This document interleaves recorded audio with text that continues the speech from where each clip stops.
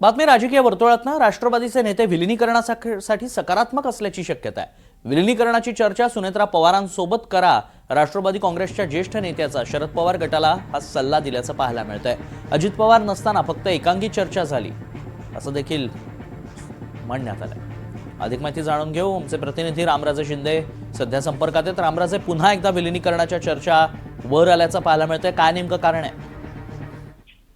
बिलकुल या ज्येष्ठ नेत्यांनी दोन मुद्दे सांगितले। एक तर की ज्यावेळेस सुनेत्रा पवार यांनी शपथविधी घेतला होता तेव्हा पवार कुटुंबियांना ही पूर्ण माहिती देण्यात आली होती आणि तातडीनं हे शपथ घेणं का गरजेचं होतं याबद्दल त्यांनी सांगितलेलं आहे। आणि दुसरा महत्वाचा मुद्दा की विलिनीकरणाची चर्चा अगोदर सुरू होत्या, परंतु ते आम्हाला माहिती नव्हतं।